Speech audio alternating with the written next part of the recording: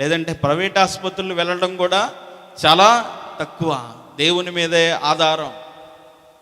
దేవుని బిడ్డలారా గమనించండి, 12 సంవత్సరముల నుంచి 12 ఇయర్స్ నుంచి ఒక రక్తస్రావం కలిగిన స్త్రీ అంట తను ఫేస్ చేస్తున్న ప్రాబ్లం ఎలా క్లియర్ అవుతుంది, ఎలా క్యూర్ అవుతుంది, అది ఎలా నయం చేయబడుతుంది అని అనుకున్నప్పుడు ప్రభు అయిన యేసయ్య వస్తున్నాడని తెలుసుకునంట ఆయన వస్త్రపు చెంగు ముట్టుకుంటే చాలు కదా, నాకున్న ఈ రోగంలో నుంచి నయం అయిపోతుంది కదా, ఈ రోగము ఆయన నాలో నుంచి తీసివేస్తాడు కదా అని నమ్మి విశ్వాసం కలిగి ఆ జనసమూహంలో అంట ఆమె వెళ్ళి ప్రభు అయిన యేసుక్రీస్తు వస్త్రపు చెంగును ముట్టుకునేటప్పుడంట ఆమెకు స్వస్థత కలిగినదంట.